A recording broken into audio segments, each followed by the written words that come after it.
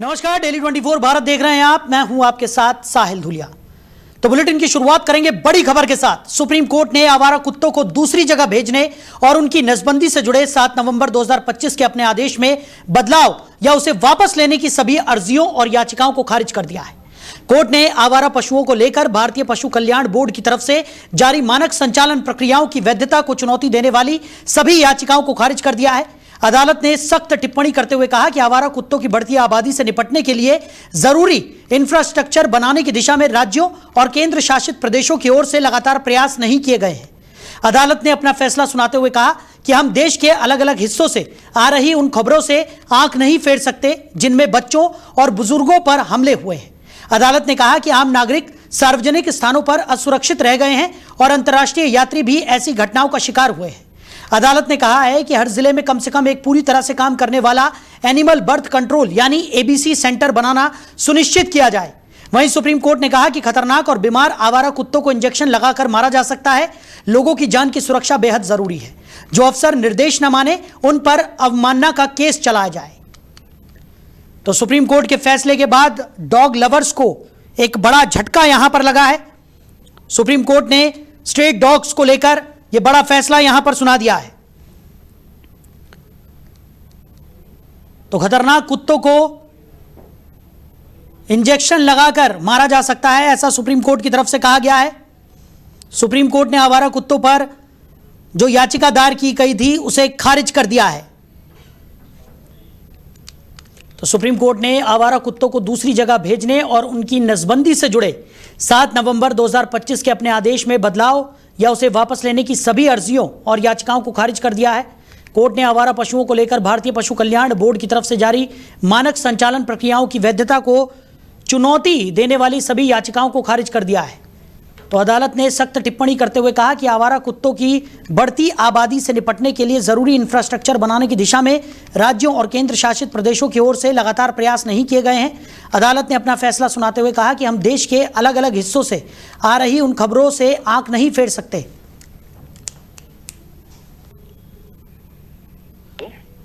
तो supreme court की तरफ से यह बड़ी खबर और बड़ा आदेश निकलकर सामने आया है और सुप्रीम कोर्ट ने साफ तौर पर यह भी कह दिया है कि लोगों की जान की सुरक्षा बेहद जरूरी है। जो अफसर निर्देश न माने उन पर अवमानना का केस चलाने की बात निकलकर सामने आई है। और इसी खबर पर ज्यादा चर्चा के लिए एडवोकेट नितिन कुमार जी हमारे साथ जुड़ गए। नितिन जी, बहुत स्वागत है आपका। धन्यवाद। नितिन जी, एक बड़ा फैसला सुप्रीम कोर्ट की तरफ से निकलकर सामने आया है जिसमें खतरनाक कुत्तों को मौत का इंजेक्शन तक देने की बात निकलकर सामने आ रही है। साथ ही साथ सार्वजनिक जगहों से कुत्तों को हटाने की बात भी सुप्रीम कोर्ट की तरफ से की गई है। सबसे पहले लीगली समझना चाहेंगे क्या है ये पूरा फैसला? देखिए सर, इसमें ना सुप्रीम कोर्ट के 3 जज बेंच का डिसीजन आया है जी, जिसमें उन्होंने जो इंटरिम एप्लीकेशन लगाई गई थी, सारी इंटरिम एप्लीकेशन जो 7 नवंबर की जजमेंट में लगाई गई थी, उनको उन्होंने कहा है कि हमने उसको डिटेल में पढ़ा है जी, और पढ़ने के बाद हमने एक एक एस्पेक्ट को फॉलो किया है और उस पर हमने सही पे जो है लॉ को एप्लीकेबल करके ना उन सारी एप्लीकेशन को डिसमिस करा है। उन्होंने सारी एप्लीकेशन जो लगी थी जो डॉग लवर्स की थी, और इसमें जो अच्छी बात ये रही है कि सुप्रीम कोर्ट की तो ये भी आया कि सबको प्रॉपर पार्टिसिपेशन दिया गया है। जैसे कि जो डॉग लवर्स थे उनकी तरफ से कुछ एप्लीकेशन लगी, चाहे वकालतनामे थे या नहीं थे, मगर उनके वकीलों को भी रिप्रेजेंटेशन का मौका दिया गया, सबकी बात सुनी गई। लेकिन जी बोलिए। नितिन जी, एक सवाल यहाँ पर यह भी है कि अब जिस तरीके से सुप्रीम कोर्ट में ये मामला गया, उसके बाद अब सुप्रीम कोर्ट ने जो फैसला सुना दिया है, इसके बाद डॉग लवर्स को एक बड़ा झटका लगा है, ऐसा माना जा रहा है। इसके बाद क्या किसी तरह का कोई विकल्प यहाँ पर डॉग लवर्स के पास बचता है, या अब ये जो फैसला है इसके बाद इन तमाम कुत्तों को वहाँ से हटा दिया जाएगा? और जिस तरीके से सुप्रीम कोर्ट ने यह भी कहा है कि जो खतरनाक कुत्ते हैं या जो बीमारी से ग्रसित हैं उन्हें इंजेक्शन देकर यहाँ पर मौत की नींद भी सुलाया जा सकता है। देखिए, लिटरली तो सुप्रीम कोर्ट ने डायरेक्टली तो नहीं कहा, मगर उनका जो वोट आया, मतलब दे voted in favour that stray dogs should not be in the streets. हाँ, क्योंकि इससे पहले हुआ क्या है कि सबसे पहले सुप्रीम कोर्ट ने बैलेंस बनाने की तो बहुत कोशिश करी है। कुछ क्वेश्चन हैं जो मेरे हिसाब से लगता है कि थोड़े से अनआंसर्ड हैं, इनका जवाब नहीं है। क्योंकि सबसे पहले जो ये सबसे पहली बात है कि रूट को ये था कि बीच में केसेस बहुत ज्यादा राइज हो गए थे, जिनकी जो डॉग बाइट हो रही थी इंस्टीट्यूशनल एरियाज में, रेलवे स्टेशन पे बहुत जगह पे हो रही थी, तो इसके लिए सुप्रीम कोर्ट ने कहा कि इन लोगों को रिलोकेट किया जाए डेजिग्नेटेड शेल्टर्स में आफ्टर स्टेरिलाइजेशन। लेकिन प्रॉब्लम क्या थी कि प्रॉब्लम भी है इसमें, देखिए सुप्रीम कोर्ट ने कहा तो एक होता है ऑर्डर होना, एक होता है ऑर्डर का इम्प्लीमेंट होना। ऑर्डर इम्प्लीमेंट कौन करेगा? स्टेट करेगा, यूनियन टेरिटरीज करेंगी, गवर्नमेंट करेगी। उसमें एक्चुअली क्या है कि गवर्नमेंट अगर ऑर्डर भी करेंगे, जैसे गवर्नमेंट के पास इंफ्रास्ट्रक्चर का इतना कुत्तों को रखा कहाँ जाएगा, कौन डिसाइड? अब जैसे इसमें बात आई है कि सुप्रीम कोर्ट ने इस बात को भी माना कि बात उसने दोनों की करी है, फेवर में करी है डॉग लवर्स के भी और जिनको ग्रीवेंसेस थे उनके फेवर में भी।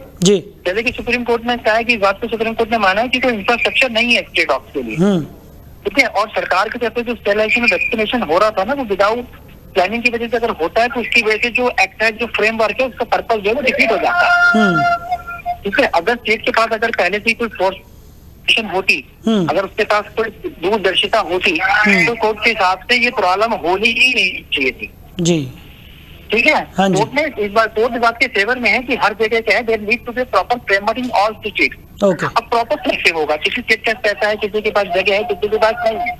लेकिन सुप्रीम कोर्ट ने इस जजमेंट को फिलहाल 3 पार्ट में बेसिकली डिवाइड किया है। वो 3 पार्ट है। एक तो इनकी एप्लीकेशन लगी थी, इनको डिसमिस कर दिया गया, मतलब जजमेंट वही रहेगी जो 7 नवंबर 2025 को हुई थी जी। कोई स्टैंडर्ड ऑपरेटिंग प्रोसीजर्स होते हैं, कोई कैसे कुत्ते को पकड़ा जाएगा, क्या किया जाएगा, कैसे आइडेंटिफाई किया जाएगा, कहाँ रखा जाएगा। और सबसे पहली बात जो इसमें इम्पोर्टेंट है, वो कंप्लायंस मांगी कहा गई है, जो स्टेट और यूनियन टेरिटरीज करेंगे, ठीक है, ठीक है, ठीक है। तो अब इसमें क्या है, अब प्रॉब्लम इसमें यही आती है सर, इसमें कुछ क्वेश्चंस हैं जो डॉग लवर्स के जो है, जो उनको लगता है कि बार बार उनके जो क्वेश्चंस हैं जो आंसर नहीं हो रहे। जैसे इसमें कि एग्रेसिव डॉग्स है, उनको आइडेंटिफाई करो, उनका स्टेरिलाइजेशन करो, जैसे भी आप बात कर रहे थे जी जी। अब उनका आइडेंटिफिकेशन वगैरह जी, आइडेंटिफिकेशन कैसे होगा, कौन जिससे प्रॉब्लम है, इसमें तो मेरे को प्रॉब्लम हो रही है। एम्बिगिटी कैसे है? अब ये कहते हैं कि एग्रेसिव डॉग, एग्रेसिव डॉग का क्या क्राइटेरिया है जी, कैसे बताएंगे? उसमें है कि उनको कल का उनको मार भी सकते हैं, कलिंग भी की जा सकती है, ठीक है, ठीक। अब डॉग में जो टेरिटरी के ऊपर डॉग, कई लोग एग्रेसिव होते हैं, कई लोग किसी और वजह से एग्रेसिव होते हैं, तो वो आपके लिए खतरा है या नहीं, ये भी देखना पड़ेगा। वो एग्रेसिव तो वो आपके लिए डेंजर है, क्योंकि कोई भी डॉग अगर भौंकेगा तो हम बोलेंगे एग्रेसिव है, लेकिन एग्रेसिव वो टेरिटरी को लेकर भी होते हैं जी। फिर फीडिंग गाइडलाइंस के ऊपर ताकि डेजिग्नेटेड स्पॉट्स होंगे, वो भी अभी इतनी क्लियर है नहीं। जो फीडिंग गाइडलाइंस थी कि भाई यहाँ खिलाएंगे वहाँ, क्योंकि ठीक है, एक जगह अगर उनको दी जाती है तो वहाँ पर ऑब्जेक्शन आता है कि ये जगह की सेफ नहीं है, बच्चे खेलते हैं, ये भी प्रॉब्लम है। और अकाउंटेबिलिटी कहाँ पर है? कौन इससे अकाउंटेबिलिटी देगा कि जिस डॉग को पकड़ा गया, स्टेरिलाइज किया गया, कल किया गया, वो वही था जिसको उसको आइडेंटिफाई ठीक से किया गया, नहीं किया गया। ये प्रॉब्लम है इनमें। चलिए, बाकी सुप्रीम कोर्ट ने कुछ अच्छी चीजें भी करी हैं, बट बैलेंस करने की कोशिश करिए, लेकिन इसका रिजल्ट जो है ये ओवर पीरियड टाइम ही पता चलेगा जजमेंट का, क्योंकि अभी जैसे आपने मुझे सवाल पूछा था कि इसमें आगे क्या, देखिए as of now supreme court में सारी जो इंटरिम एप्लीकेशन उन्हें खारिज कर दिया गया है, बिल्कुल नवंबर को डिसमिस कर दी गई है ना एप्लीकेशन जी। इसका मतलब है जजमेंट के साथ इंटरफेरेंस नहीं है, तो अभी लॉ जो स्टैंड करता है, जो सुप्रीम कोर्ट कह देता है it is law of the land है, ठीक है। तो आज की डेट में जो सुप्रीम कोर्ट ने कह दिया, ये जो जजमेंट में जो पिछली 7 नवंबर 2025 को आई थी, लॉ ऑफ द लैंड, या आप तो ये जजमेंट आपका सेटिस्फाइड हो या किसी लार्जर बेंच जाके ये डिसाइड हो, तब तक जजमेंट यही रहेगी। तो एज ऑफ नाउ 7 नवंबर की जो जजमेंट है वो स्टैंड करती है, ठीक है। और उसमें जो 3 चीजें बताई गई थी वो अभी स्टैंड कर। चलिए नितिन जी, हमारे साथ जुड़ने के लिए और इस तमाम चर्चा के लिए आपका बहुत शुक्रिया। तो सुप्रीम कोर्ट ने आवारा कुत्तों पर याचिकाओं को खारिज कर दिया है, बड़ी खबर आपको बता रहे हैं। और खतरनाक कुत्तों को हटाने के निर्देश फिलहाल सुप्रीम कोर्ट की तरफ से दे दिए गए हैं। सार्वजनिक जगहों से इन कुत्तों को हटाने के निर्देश दिए गए हैं और अधिकारियों को भी कार्रवाई करने के आदेश सुप्रीम कोर्ट की तरफ से दिए गए हैं। आगे बढ़ते हैं। दिल्ली आबकारी नीति मामले में आम आदमी पार्टी के शीर्ष नेतृत्व की मुश्किलें और बढ़ गई हैं। दिल्ली हाई कोर्ट की डिवीजन बेंच ने आप के राष्ट्रीय संयोजक अरविंद केजरीवाल, पूर्व उप मुख्यमंत्री मनीष सिसोदिया और पार्टी के अन्य वरिष्ठ नेताओं को आपराधिक अवमानना के मामले में कारण बताओ नोटिस जारी कर दिया है। अदालत ने अवमानना मामले में सभी नेताओं को अपना जवाब दाखिल करने के लिए 4 हफ्ते का समय दिया है। मामले की अगली सुनवाई 4 अगस्त को होगी। ये नोटिस जस्टिस स्वर्णकांता शर्मा की तरफ से शुरू की गई स्वतः संज्ञान कार्रवाई के तहत जारी किया गया है। उन पर आरोप है कि उन्होंने शराब नीति मामले की सुनवाई के दौरान जस्टिस शर्मा और न्यायपालिका की छवि को धूमिल करने के लिए सोशल मीडिया पर एक सोची समझी साजिश के तहत अपमानजनक अभियान चलाया था। जस्टिस स्वर्णकांता शर्मा की तरफ से मामले को रेफर किए जाने के बाद जस्टिस नवीन चावला और जस्टिस रविंदर डुडेजा की डिवीजन बेंच ने आज इस आपराधिक अवमानना मामले पर सुनवाई की।